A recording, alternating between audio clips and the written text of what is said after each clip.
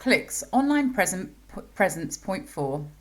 So we're now on point 4. So we've got clicks, online presence. So we're asking you now, what is the online presence like of your brand or retailer? Are they adopting any new online retailing trends? Most importantly, when we're talking about research and analysing your research, we would like you to try to come up with a strategy for them to adopt new trends in the future to remain competitive. So what could they do better? Are there competitors doing different things that might be more interesting? Or are there new retailing trends that they could adopt to stay competitive?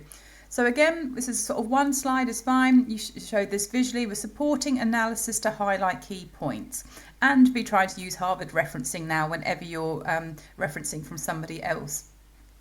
So online retailing, as customers' behaviour and expectations shift, so does online retailing. Knowing where to meet customers, where they're going to shop and how to sell products to them becomes that much more complicated.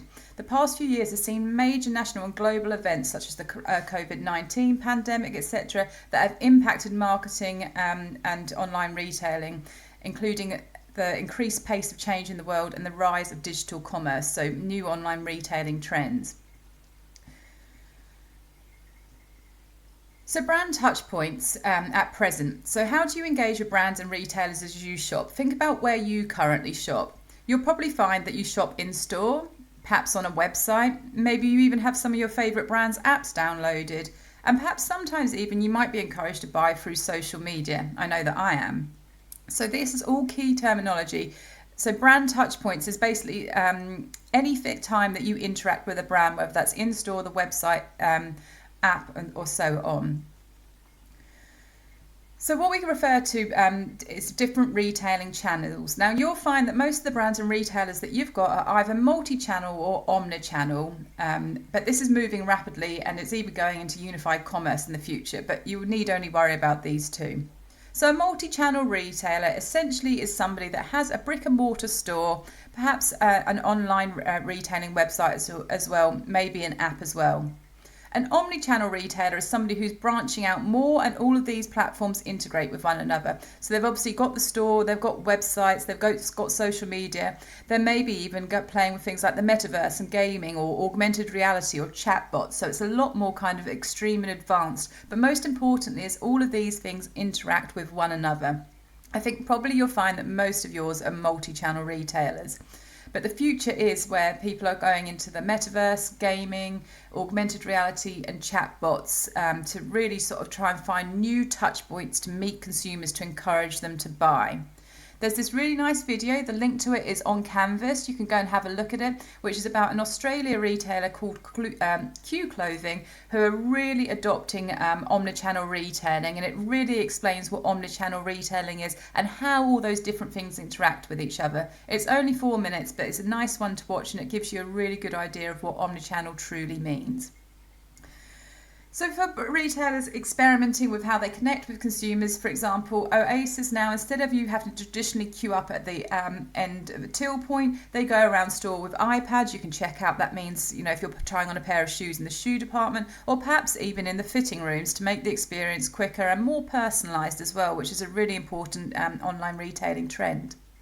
Timberland also allows people to go around the store and scan different QR codes to get more product information, perhaps to find out what different sizes there are of shoes or if their t-shirt's available in a different colour. Throughout the time that they're doing this, Timberland is also understanding their customers' preferences, what shoe size they are, what different colours they like, what styles they're buying. So perhaps then they can actually tailor different adverts towards them, for example, maybe a personalised email or a discount code, or encouraging that consumer to come back and buy that shoe if it's on a discount day or so on. So they're all new ways to engage with consumers. It's important to mention that 93% of consumers expect the online shopping experience to be at least equal to, if not better than, in-store. Online retailing is super important. 56% of shoppers still like to visit a store making a purchase before making a purchase online. 73% of retail e-commerce sales were made on a mobile. So again, apps and selling through social media is increasing and really, really important. So if your brand or retailer isn't doing that, it's something that they probably should be looking to adopt in the near future. 66% of customers use social media as part of their shopping strategy as well. That's increasing all the time as well. So something important to consider. There are loads of online retailing trends out there, and I expect you to all do research beyond what we did in class to research what's out there and what ones your retailer could be adopting.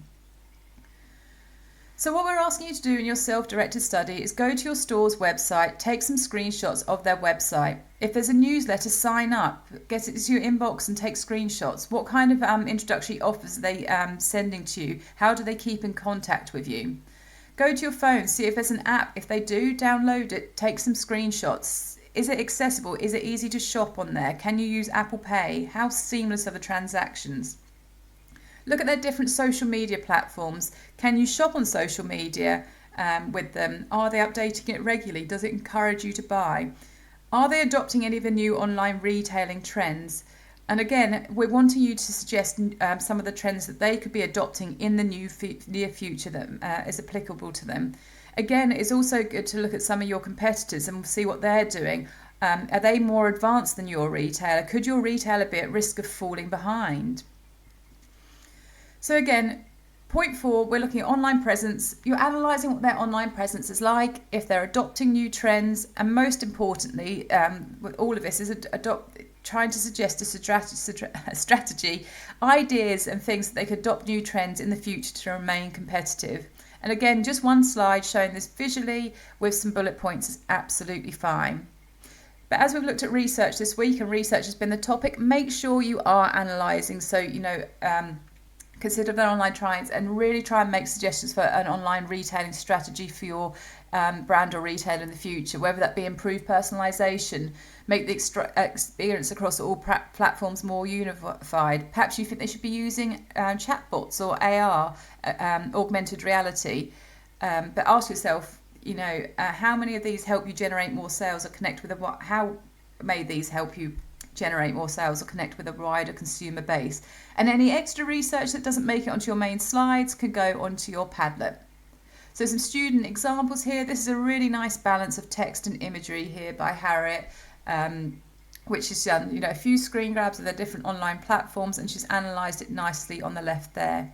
Even better here with Macy, she's got some of the images here. She's also really included loads of her own analysis and strategy here. Most importantly, she's really suggesting how her retailer can improve in the future here, which is what we want to see. So over to you. There's lots of information on online retailing. Do this, look at it in your own time and get it completed in self-directed study.